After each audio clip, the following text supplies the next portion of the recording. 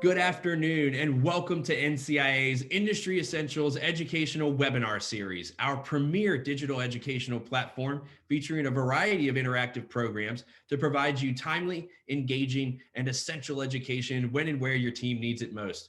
My name is Brian Gilbert, the Deputy Director of Events here at NCIA, and as always, I'm very excited to welcome you all to another edition of our Committee Insights program, today being presented by NCIA's Banking and Financial Services Committee.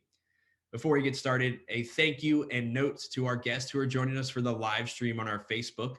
If you're an active NCIA member, follow that short link in our description to log into your account and join the conversation.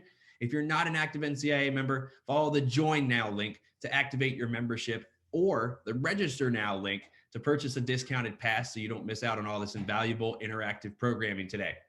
Now, let's get this show on the road. In today's program entitled Hot Topics for Accounting and Tax for the Cannabis Industry, we'll have leading industry experts from NCIA's Banking and Financial Services Committee explore various topics around cannabis banking, accounting, and tax.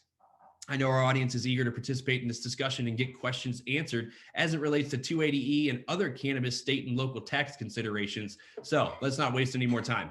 To kick things off, I'd like to welcome our moderator for today's session, Peter Sue, the Vice President of Private Banking and Cannabis Banking Team Leader at Dime Bank, to the virtual stage. He'll be kicking this thing off and introducing all of the packed panel of cannabis financial accounting and tax specialists. You can take it away from here, Peter. Welcome to the event. Thanks, Brian. Thank you for the intro. That was, I feel like, I don't know, like I'm doing a TV show. That's what we're here for. Take it away. So as Brian mentioned, my name is Peter Sue. I work for Dime Community Bank in New York. I run our cannabis banking program here. And if you're wondering why I am on the tax subcommittee, that is why I am the moderator. So I'm just going to have all my panelists here introduce themselves. Curtis, if you don't mind going first. Hi, Peter. Thank you. Yes. My name is Curtis Winar. I'm the Director of Strategic Services at Frost PLLC.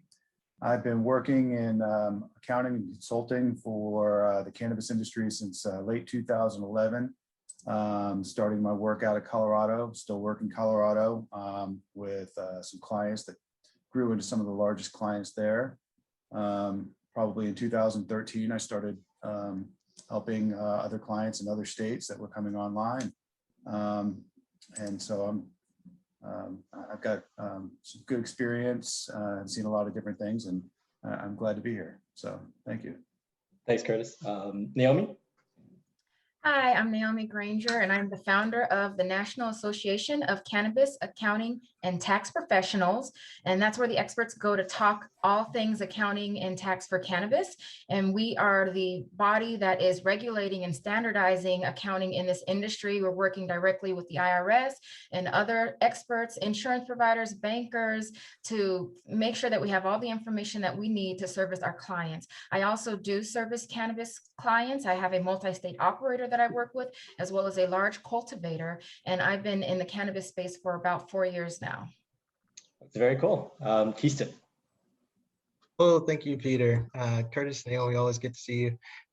Yes, my name is Keyston Franklin. I'm chairman of Halo Holding Group. Halo Holding Group is a veteran-owned and operated project management and consulting firm out of Chicago, Illinois.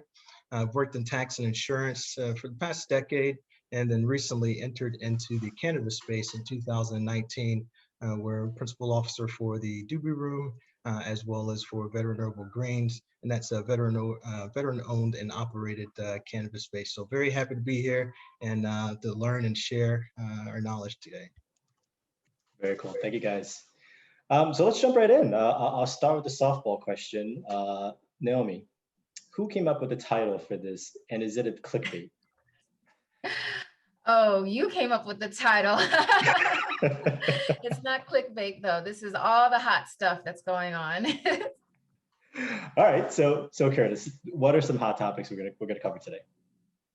The clear hot topic is 280E, Okay. And then certain components that businesses, both dispensaries, verticals, cultivation facilities might use to try to address 280E and mitigate the impact as much as possible. Some items such as 471C seems to be on some people's minds since 2020. and some of the best practices you can do, and talk about some of the banking and maybe the Safe Banking Act. Okay, so let's jump right into that then. Naomi, what is 280E? What is that? So 280E is one sentence in the tax code that basically just says if you are trafficking a Schedule I or a Schedule II controlled substance, you are not permitted to write off any operating expenses. You must pay taxes on your gross receipts. So cannabis companies aren't able to take the deductions that regular businesses are able to take because of this particular tax code. Okay, so is there anything that someone can do to sort of mitigate that? Yeah, so that's when you get into the complications of cannabis accounting and cannabis tax, because you have just this one code, but then you have 471, you have 471C that people are talking about. And the 471 standards kind of itemized, depending if you're looking at 471.3, 471.11, it tells you if you're a manufacturer, you can take these types of cost into your cost of goods sold, which will reduce your tax burden. If you are a dispensary, you can only take these types of costs. And then you have 471C that was just introduced by the Tax Cuts and Jobs Act by Donald Trump. So it went into effect December of 2017, which says a taxpayer can create their own accounting policies for their business, which they can take the position that all costs within reason are inventoriable cost and can be added to cost of goods sold, which would significantly reduce their tax burden. So that's why that's such a hot topic, because everybody, of course, would want to do that, but it's never been challenged in a court of law. So we don't really know if it's going to work out when you're getting audited. I see. So now, Curtis, I know you're hot on the 471C. Tell us more about it. What are your thoughts on this? I'm hot on the what? The 471C topic. I know that was something that you really wanted to add to today's panel. I did. I get a lot of questions from a lot of my clients about this, especially dispensary clients that have less ability to capitalize their cost in the cost of goods sold or into inventory and cost of goods sold. 471C was put into place to try to reduce the burden on businesses. It's not necessarily directed to cannabis related businesses, but it's to help lessen the burden on of calculating your inventory and capitalizing your costs there. And you can use something that matches your books and records, so long as you're not a tax shelter or some other restrictions on being able to do this. And you have to have your 3-year average gross receipts of 25 million or less. I think actually that's now 26 million because it's inflation adjusted. But there's very little guidance on that for how to work in the cannabis industry out there. So there's still some questions as to whether it's the right move to make. I see. So Keyston, I know you're being really quiet, and I realize that's because I haven't called on you yet, but jump into here. It's okay. What's your view on the hot topic in accounting in cannabis today? I'm still learning because it's changing, every single day. So my view is, stay connected, and that's one of the reasons why I joined the Banking and Financial Services Committee, is to be at the center. A lot of the work and the discussion is very similar to this discussion here is being had there. So I'm learning just as much as everyone else here. So Keyston, yeah, I just wanted to make a point. So the 471C topic is something that's new, something that hasn't been challenged, and something that hasn't been audited yet. So that's one of the reasons why I founded my association. We had a direct conversation with the IRS examiners to ask them, how does it work? And so they gave us some specific guidelines on what they will be deploying their people to look for when doing a 471C audit. And basically they were just saying things that it has to be reasonable. You can't just put everything in there. As you know, I went to Subway and had a Subway sandwich, that's an inventory. But it has to be cost that you can reasonably estimate as being something that's the cost of selling the good that you're selling. I see. So Keyston, let me ask you, you brought up a good point, which is, it's a dynamic situation, right? The regulations are changing and crystallizing as we move forward. But what do you think is the right way to kind of, keep your ears to the ground, or is it easier to hire an expert like someone from this panel? I think both. It's great to hire an expert and then also, check websites, IRS code, check and frequent the IRS.gov, read and understand, try it as much as you can, understand 280E, and then have those conversations with your hired professionals. Be involved in groups that are having these discussions, and talk to business owners who are experiencing these challenges, because a lot of it's being worked out. It's like on-job training is being worked out every single day, every single month, as these new regulations come out and as new situations arise in various states across the country. So very cool. Curtis, what are your thoughts on, so I get this question a lot actually on the banking level, which is, you get a brand new entity, me and my buddies, we pull some money together, we're going to go after a license. And I know that this kind of crosses over into some legal consideration, but strictly from a tax perspective, give me your thoughts on entities. What type of entities are the right ones, or the better ones, perhaps? Well, that's a loaded question. Yeah, you told me you wanted the hard questions. There are. I mean, you can go through the internet and you can read all these opinions as to what the correct entity is. I think it really depends on the circumstance that the business is in, what their goals are, what state they're in, what position they want to take, what risk level they want to take on their tax positions and addressing 280E. Most of the, let's say, there's a lot of LLCs filed as partnerships. That's pretty common. I would say probably the least common you would see is structuring yourself as an S corporation. There's certain components to that you have reasonable compensation that you should be taking as an S corporation. If you're doing that and you're in a dispensary, then that reasonable compensation is likely not going to be something that's deducted for 280E purposes. So you might be better off doing a pass-through entity. That being said, and again, it depends on the circumstances of the states, and what you are in your licensing circumstance. I often see C corporations or partnerships that file with the IRS as C corporations, and they may or may not be following 280E directly, and a lot of it depends on, again, the risks of the ownership group that what they're doing to mitigate 280E, and whether those taxes are going to eventually pass through to them individually or stay with the corporation. And part of the consideration is how easy is it for you to get a new license if you have to close your business because you can't afford to pay the taxes on there. So there are a lot of states with very minimal number of licenses, so that the barrier to entry in that market is very high, and those licenses can be very valuable. And then there's other states. Oklahoma is a good example that there's a lot of licenses and the barrier to entry is very low. So that being said, competition's real high, and some businesses may decide to disclose to the IRS that they're not following 280E, file as a C corporation, and try to have those taxes not pass through. So it really depends on the circumstances. Okay.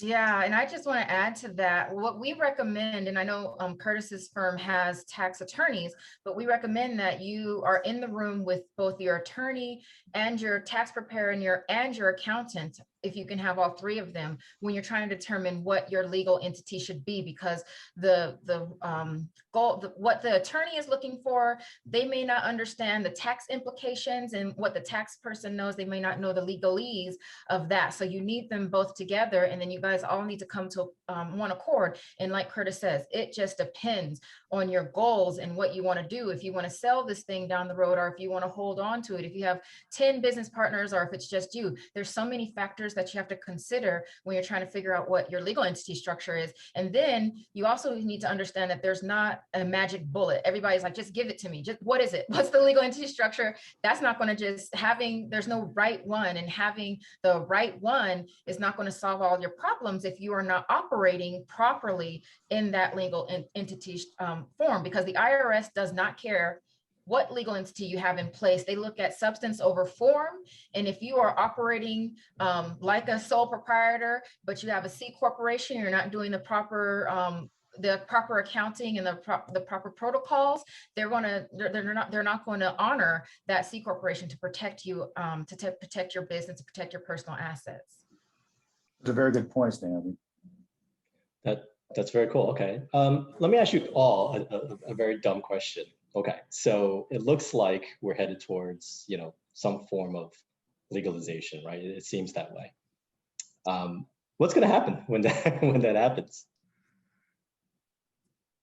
Who knows what's going to happen? So yeah, and that's a conversation that I'm having with a lot of professionals, especially when we were talking to the IRS, because one of the issues with cannabis is that we really don't have any clear guidance. Like if you look at the oil and gas industry, there's standards and guides on how to do the accounting, how to do the taxes. There's the audit tax guide that the IRS issues so that you can know if you are being examined. These are the things that they're going to be looking for, so that you can kind of be on the same page. We don't have any of that stuff in place for cannabis. And so it's almost, everybody is kind of like, do we need to take the time to put all this stuff in place for it to not be applicable, because we're going to change it all up once it goes legal? Same thing with banking.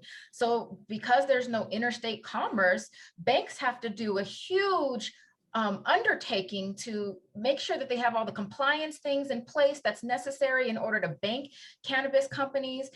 Make sure if it's something like Chase, they have to figure out how to get on a closed loop system so that you're not doing interstate transactions and stuff. And so there's this thing where do we want to expend all the resources that's necessary for that, or do we want to wait and hope that within 3 to 5 years this will be legal and all that stuff will go away? You're welcome, by the way. Well, so Keyston, Curtis, what do you guys think about that? What's going to happen, as we move forward, right, from a tax perspective, especially if legalization happens, or is that a complete unknown at this point?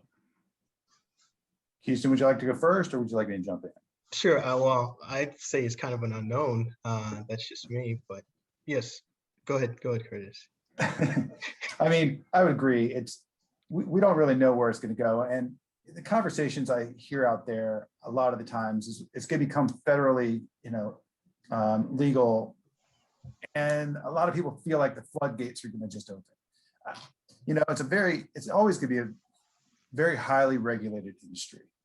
If it becomes federally legal, don't think that means all of a sudden, you're going to see interstate commerce, that every state's going to allow it.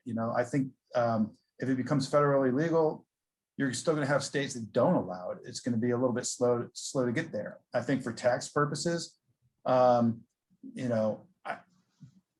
income tax purposes, depending on what you're looking at, there's a good chance that you're going to see this 280E go away, but it's still going to be a very highly regulated industry.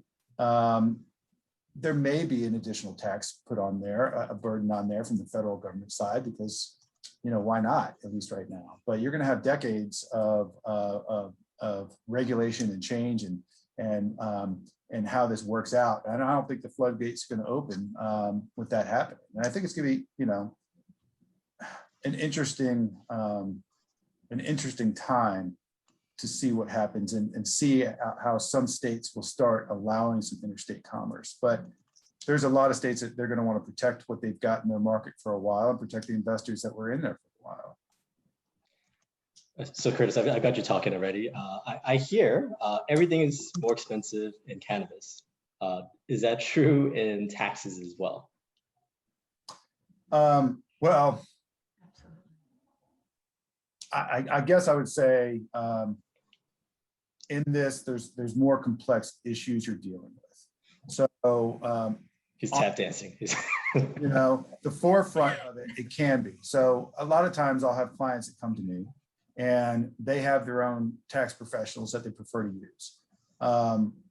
And we go in there and, you know, up front when they're first getting their license, first getting started, and we'll work with their accountants, and they might, you know, here's the guidance that we give, and their accountants will start keeping their books that way. So maybe earlier on you can, and then it can start smoothing out as a regular business would be, because you've helped them, you know, at the start of their business and how they're going to do it. And we'll review things throughout, you know, before tax season and see if something changed, but there's more compliance issues. So it might be a little bit more expensive, but you're dealing with a little bit more, but it doesn't have to be when you start putting it there, you know, like up front, yes, but it starts to smooth out.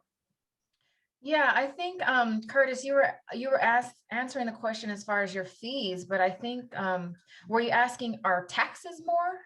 Or are you asking our tax preparation fees more? Because taxes are absolutely a lot higher for cannabis companies. They have their marijuana retail tax. That's like 20% what I've seen in most of the states that I've operated in. And then they're not able to write off operating expenses. So they have phantom income that they're taxed on. So yeah, that's the actual tax bill is absolutely much higher. Oh, okay. It is, and it really depends on the kind of business you're operating too. I mean, if you are working in simply providing cultivation services, the majority of your work, all you're doing, and depending on what you're doing and what states you're in, and what you're allowed to do, the overwhelming costs are going to go into your cost of goods sold. You know, you have some states. Arkansas is a good example for a state that, for a licensee there, you're not allowed to market. So you're not going to have marketing expenses. You have, you know, 40 licenses, or, you know, very, very few licenses that are there. So people know where to buy from. You know, most of your management overhead can be absorbed into your inventory. But that being said, there's going to be portions of that, you're absolutely right, Naomi, that are non-deductible. Dispensaries are a whole different story. You know, and hopefully if you're a dispensary, you can have a vertical license at some level to help, you know, that some of those costs that you're having go into some of your employees are working in cultivation side of production, because that's something that would go to cost of goods sold as well. But yes, it is higher. So I'd like to ask everyone this question, if you don't mind. I think one of the unique things in this panel is that we've all been in for you know, several years, right? As opposed to just recently having jumped into the space. I'm curious of your thoughts on, from a tax perspective, have you seen a big difference between, you know, let's say a year ago, 2 years ago, you know, versus entrance today? I guess my view as an outsider looking in is that, you know, I think as recently as, let's say 2 years ago, it probably was harder for you to find good, competent advice, right? Walk into a good size accounting firm and say, hey, how should I structure my company, things like that. I mean, is that a big reason why you see these kind of crazy structures out there? So yeah, just your general thoughts on what you think have changed from, you know, when you first got in to what do you think is happening today? Yeah, so, you know, in my short time, I've seen a uptake in professionals in the space, ancillary support, because of the capital, that the potential earning capital. Yeah. And then it's been also an answer to an actual need for professionals. You know, business owners are encouraging these larger firms or independent firms in their state to, hey, help us out, because we're getting killed over here, you know, on some of these taxes and compliance issues. And so it is nice to see. And then also, you know, there's been it's been nice to see. Yeah, I'm seeing the same thing from when I first started to now. So now we just have more people. So, you know, when we first started, there was this thing where these businesses were getting all this legal advice. So when I started in the beginning of 2018, and so much has happened since then. When I started, there was only like 23 legal, medical legal, and maybe 7 adult use, and now we're up to 36 or 38. So there's just so many more states that came on board. So many, I started even before Oklahoma issued, and they issued like 4,000 licenses. So many more licenses that need accounting and professional services, but still not a lot of people who are aware that this is even an opportunity. And then a lot of accountants who don't understand and might think that their CPA license may be at risk, or something may, you know, they can't get a bank account. They don't understand it, so they won't enter. And so what we saw at the beginning was they were getting bad advice from attorneys and accountants to open 5 or 6 different legal entities, move money here and there. And so we started putting out the message that no, all these court cases are losing. If you have a management company that solely exists for your cannabis company, it's a 280E entity as well. So that's not going to work for you. And then as myself, even in the members of my organization, the other accountants who I'm training and teaching, when they take on clients, they're seeing the same thing. They've taken it on from another accountant who didn't understand cannabis accounting. They didn't have a proper chart of accounts. They weren't doing cost accounting. They didn't have the business properly registered. They didn't have them registered to pay marijuana retail taxes. You know, we're still seeing a lot of mess, and there's still a long ways to go, in my opinion, when it comes to doing proper accounting and tax in this industry. Yeah, and I mean, being from Colorado and being in the industry, you know, starting late 2011 or so, there were very few. How I got in the business is some people I knew who were real estate developers coming out of the Great Recession, and had some warehouses and so forth, getting into the business. And I had just started my own practice. And so at that time, in the state of Colorado, as a CPA, there was a question whether you could keep your license, or you were risking the loss of your license by assisting businesses in the trafficking, Schedule 1, Schedule 2 trafficking business. It wasn't until 2014 that the state had acknowledged that these businesses do need professional help, and publicly announced that they were not going to go after seizing your CPA license for helping these businesses. So it kept a lot of accountants out of it, and it happens like that through the state. So every state that happens, they're the licensing authority. So they, you know, it took some time. Now, over time, you know, that's changed, and now you're starting to see some really big firms in here. You're getting into very complex transactions as companies, and you know, really starting around 2018 that I can remember, starting to go public on the Canadian exchanges. You have the big firms up there doing it. You've got publicly traded companies, and there's a lot more complex issues going on than just running a dispensary or just a cultivation. And it's a lot more, and welcome to have a lot more professionals in this, accountants and attorneys, because I think it's needed, and it's been a good trend to see. Yeah, you know, that's definitely one thing that I see, you know, setting up accounts, where if I see an entity that's a couple of years old, let's say, they tend to come in with sort of a complex, like, oh, this is owned by this LLC, and this LLC is owned by this holding company, and this is actually the management company. And I've often wondered to myself, I'm like, how did this all happen? What was the genesis of all of this? So that does bring me to an interesting question that I've always had. So I know we were just talking about how to choose the right entity. And I apologize if this is a dumb question, but I'm assuming it's not written in stone, right? Like I can change that later on. Naomi, why don't you tackle that one first?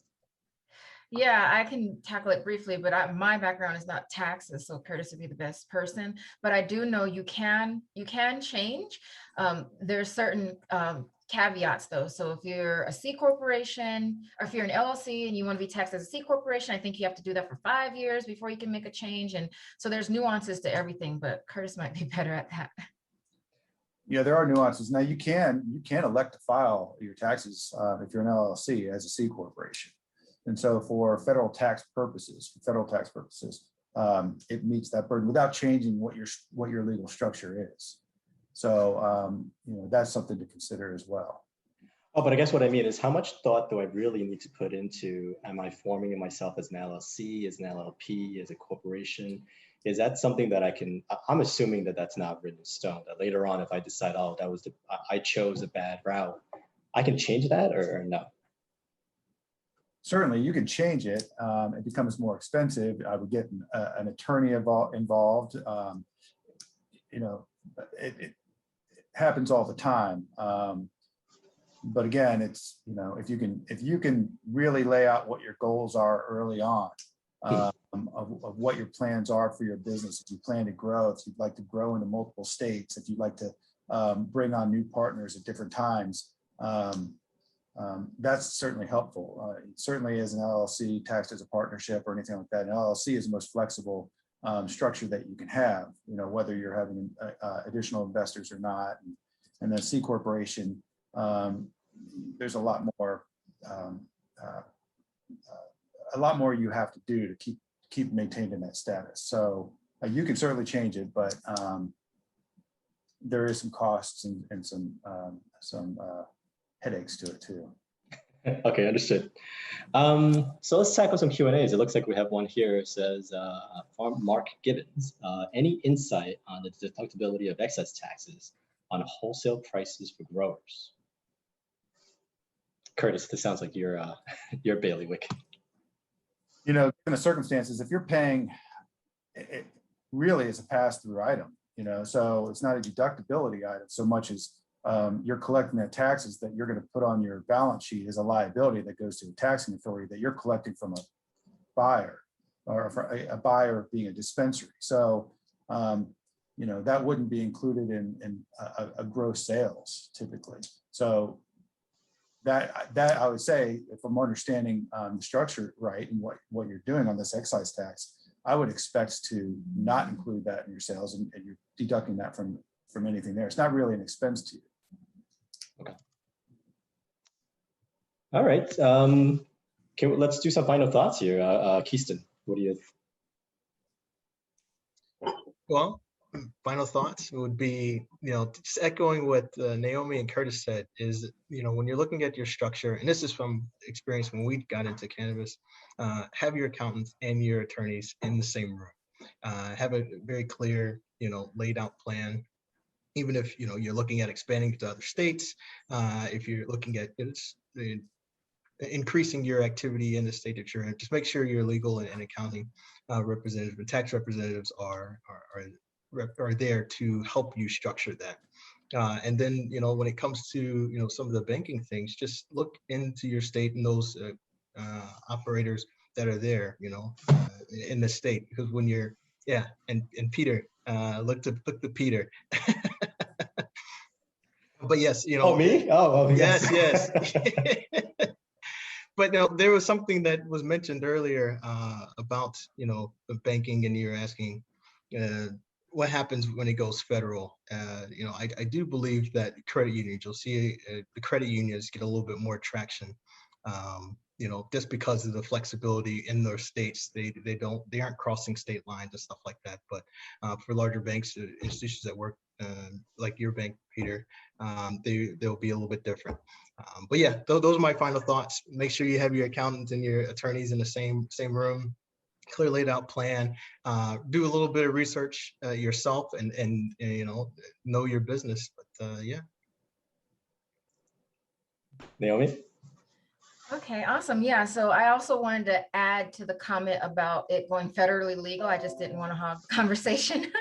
But I feel like, and Curtis made a comment about the floodgates are opening. I feel like we're still in the infancy. Like, imagine being there when the car was first created, or when prohibition was happening. Like, we had so many different alcohol companies, and then there's mergers and acquisitions and all these things. And now you just see, the Miller Lights and the Budweisers and the whoever's, you just see those.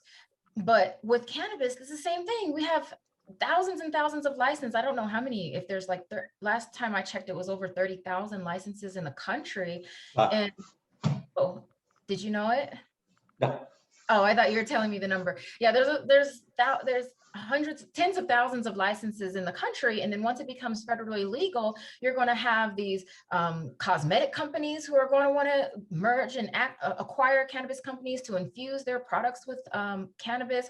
You're going to have, you know, the medical establishments, oil and gas wanting to use it for oil. You're going to have the tobacco companies, the alcohol companies, all these different companies that are going to want to bring these entities into their business to infuse their products with cannabis, because everybody knows that it's medicine and that it can be used more efficiently in a lot of different areas. And then it's a huge, like, it's hard for me I want everybody to realize how big this industry is, because the illicit market is about a $70 billion industry. The legal market is about a $25–30 billion industry.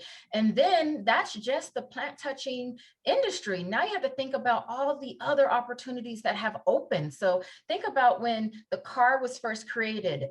Now you need roads. Now you need motels on the side of the road. So now you have motel operators who are making money from that. And then you need gas stations. So now you have gas companies and gas station operators who are making money from that. And then you need mechanics and tires and oils. And there's just so much more that opened up in our economy. Well, we have the same thing when it comes to cannabis. So these cannabis companies, they need packaging, they need marketing, they need accounting, they need legal advice, they pay taxes, they need places, retail operation, or they need facilities. So they need real estate to operate their business. So there's just so much more that's opening. And right now we're in still an illegal market. We're at the infancy of this industry. And so I just, when it becomes legal, I just can't even imagine how much bigger this industry is going to get. So if this is something that you're interested in, and I noticed in the polling questions at the beginning, a lot of you guys are professional service providers, it seemed like. I wasn't really sure what that answer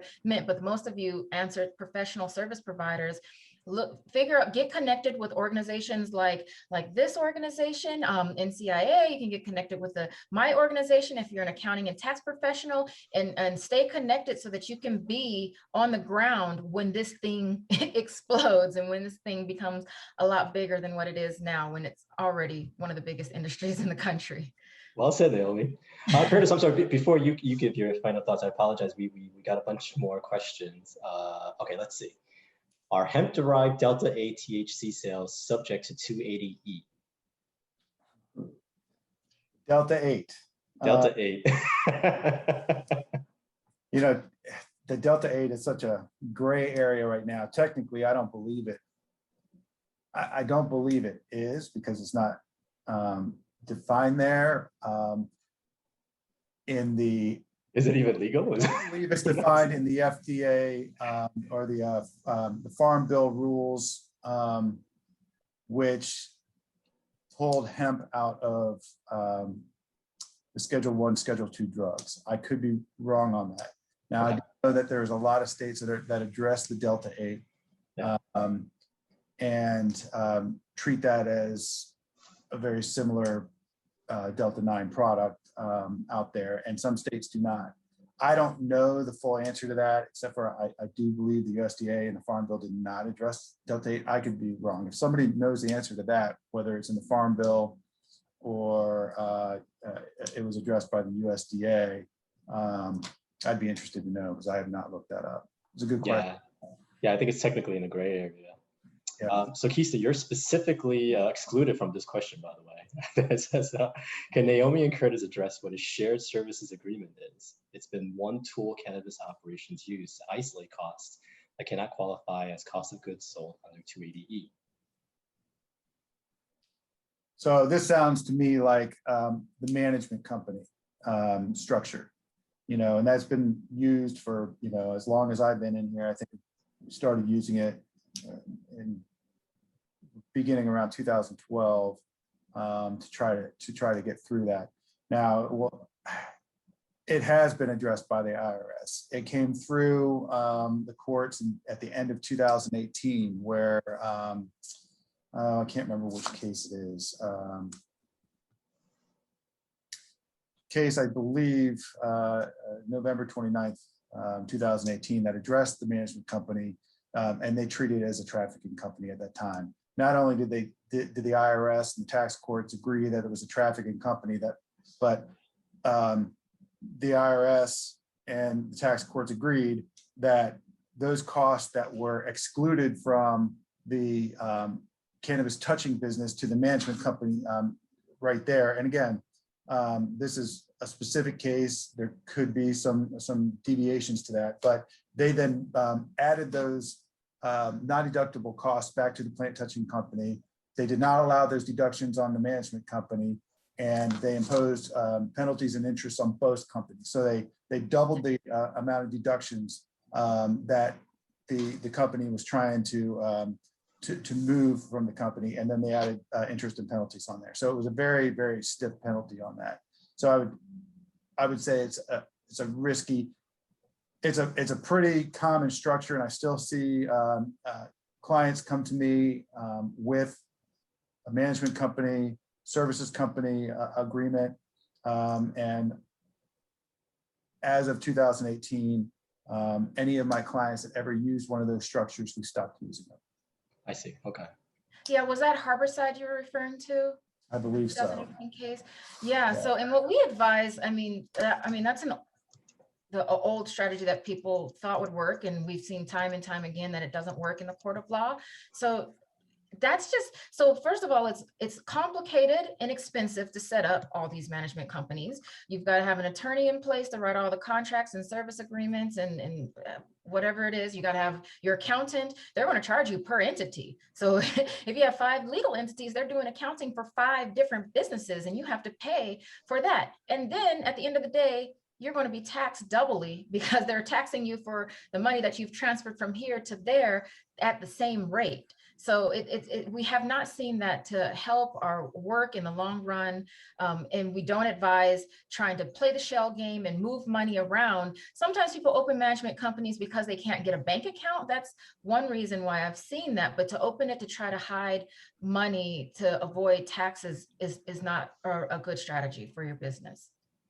Well, and further with that, with those cases that have come through, to use that and to use that management company for that tool, I think you might even look at beyond an accuracy related penalty. You might go into negligence because there is a court ruling on that, and then your penalties will then become more stiff. You know, it's the taxpayer that has to pay it.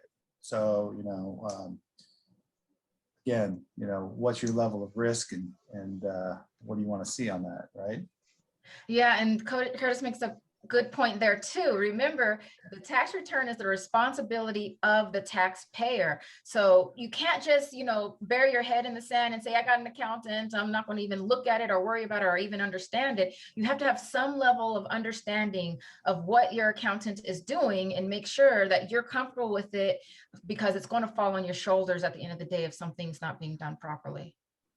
At the end of the day, taxpayer still signs the tax return too. Yeah. So I think that took the questions out of order because one was sent in the chat and one in Q&A, but I think we covered this already, which is, can you describe whether shared services should be used between plant touching and property management organizations, which it sounds like it's the same topic we just covered.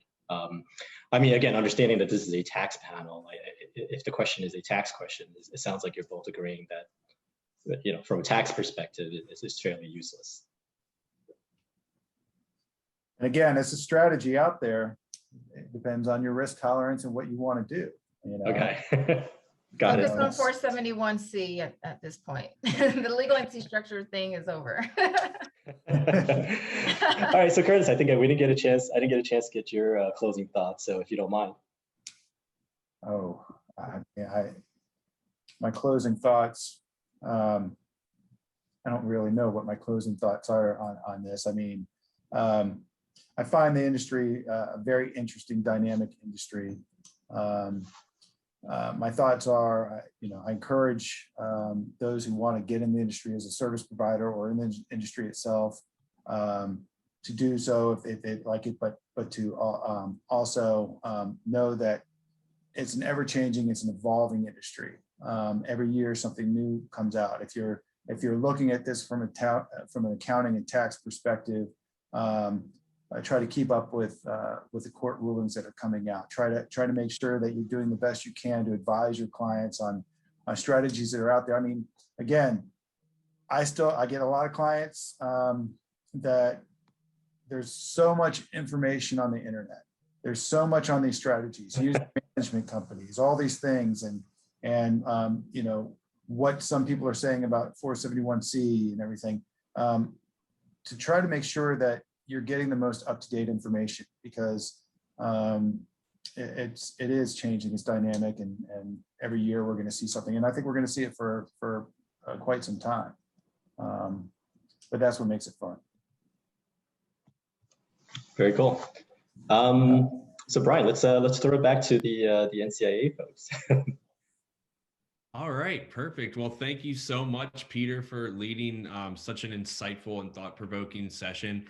Really appreciated all of your all's insights that you all provided on some very nuanced and difficult subjects to sort of wrap your head around as a layman. So really appreciate all of your all's contributions and time over the last few weeks preparing for this session. So we're going to lead everyone in our virtual round of applause like we always like to do. So if you enjoyed yourself today, raise your hand in the audience poll and show our panel that you appreciated all of their insights today as well. Use the next few minutes to stick around and engage with all of our panelists inside of our chat room. We'll leave the contact info slide up here for a few more moments while you all can log that information. And then do note that we'll provide a PDF version of this slide deck for all of your all's review and reference. So you can reach out to all of these amazing panelists for any further assistance with your business that you might require post-broadcast. All right, perfect. And from here, as always, we're going to close out today's program as our panelists leave the virtual stage by giving all of our audience members a quick preview of some upcoming sessions and activities underneath of NCIA's umbrella that we would love all of your all's engagement and participation with. Okay, perfect. So are you a leader or aspiring leader in the cannabis industry? Is diversity, equity, anti-racism, and inclusion on your priority list? Well, later this month, we'll be broadcasting the first edition of our Policy Council Conversation Series in 2021 with a session entitled Building New Foundations in the Cannabis Industry, Creating Gender Parity. During this webinar, we'll have the authors of the recently released ArcView and NCIA white paper series discussing the state of the industry and how businesses and individuals can embrace gender parity every day. Have you read the papers, listened to the podcast, just want to learn more about the topic? Well, everybody is welcome. So secure your pass at NCIA's website today, then download the series of white papers free of charge and watch the introductory webinar at www.arcviewgroup.com/NCIA papers. All right. And with that, thank you all so much for participating in another NCIA Industry Essentials educational webinar. A huge thank you once again to all of the members of our panel for presenting today's session. Thank you, Peter, Naomi, Curtis, and Keyston, and all of the other members of the Banking and Financial Services Committee, which made today's program a success.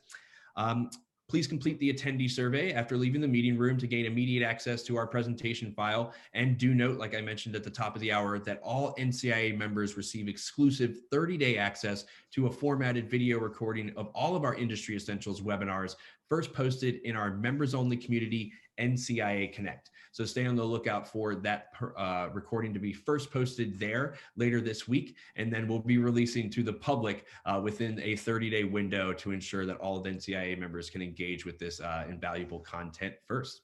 As always, we'll leave you all with this end of event credit sequence highlighting the 25+ member businesses that make up our Banking and Financial Services Committee that participated in this afternoon's session.